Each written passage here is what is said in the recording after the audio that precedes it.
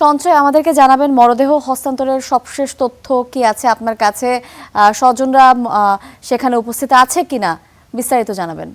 ইমা, আপনি যেমনটি বলছিলেন, আসলে আজকে ভোর রাতে টাঙ্গাইলে অর্থাৎ যমুনা ঢাকা টাঙ্গাইল যমুনা সেতু মহাসড়কে যে সড়ক দুর্ঘটনাটি ঘটেছে, যেটিতে কিন্তু আসলে 15 জন মানুষের প্রাণহানি ঘটেছে। তাদের মরদেহ কিন্তু টাঙ্গাইল 250 শয্যাবিশিষ্ট জেনারেল হাসপাতাল, সেই হাসপাতাল মর্গে রাখা হয়েছিল। আমি যদি একটু দেখাই, আমার ঠিক পিছনেই আপনারা দেখতে পাচ্ছেন এই মুহূর্তে কিন্তু এই মরদেহর যে হস্তান্তর সেটি কিন্তু শুরু হয়ে গেছে। মূলত যারা স্বজন রয়েছেন, স্বজনদের এখানে এসে পৌঁছায় এবং তাদের যে লাশ শনাক্তকরণ, এটিতে সময় লাগার কারণেই কিন্তু আসলে মরদেহ হস্তান্তরে কিছুটা বিলম্বিত হয়েছে। আমি যদি আপনাদের একটু জানাই, ইতিমধ্যেই কিন্তু আমরা অফিসিয়ালি অর্থাৎ টাঙ্গাইল জেলা পুলিশ সূত্রে কিন্তু 12 জন নিহতদের 12 জনের নাম পরিচয় পেয়েছি এবং অসমর্থিত সূত্রে অর্থাৎ স্বজনদের সাথে কথা বলে কিন্তু আমরা আরো 3 জনের পরিচয় জানতে পেরেছি। আমি যদি একটু পরিচয়গুলো বলি, আমাদের এখানে যারা নিহত হয়েছে তাদের মধ্যে রয়েছেন নওগাঁর মান্দা উপজেলার সাকিম আলীর ছেলে সাগর আলী সাগর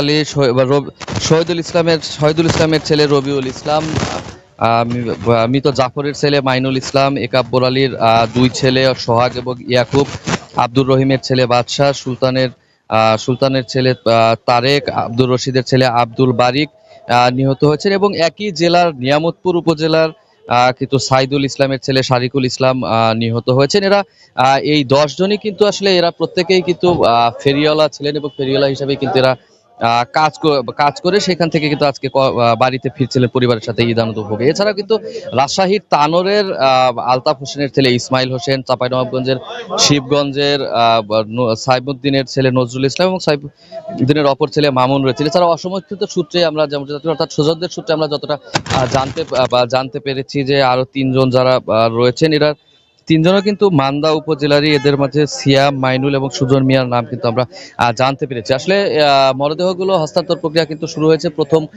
যে মরদেহটি সেটি কিন্তু এই মুহূর্তে জেলা পুলিশের পক্ষ থেকে এবং হাসপাতাল কর্তৃপক্ষ কিন্তু তাদের এখানে যে স্বজনরা উপস্থিত রয়েছে তাদের কাছে কিন্তু মরদেহ হস্তান্তর করছেন। আসলে এখান থেকে মরদেহ পাওয়ার পর কিন্তু আসলে এটি নিয়ে যাওয়া হবে যার যার স্ব এলাকায়। এছাড়া আরেকটি বিষয় যদি আপনাদেরকে জানাই, যারা এই সড়ক দুর্ঘটনায় নিহত হয়েছে, নিহতদের প্রত্যেক পরিবারকে টাঙ্গাইল জেলা প্রশাসনের পক্ষ থেকে নগদ 25,000 টাকা এবং যারা আহত হয়েছে চিকিৎসাধীন রয়েছে তাদের কিন্তু প্রত্যেককে 15,000 টাকা করে দেওয়া হচ্ছে তাদের চিকিৎসা কার্যক্রমের জন্য।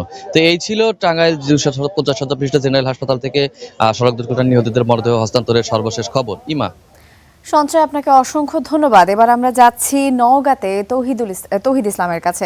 তৌহিদ, আমাদেরকে জানাবেন যে নিহতদের স্বজনদের কারোর সঙ্গে আপনার কথা হয়েছে কিনা, তারা কি বলছে আপনাকে বিস্তারিত জানাবেন।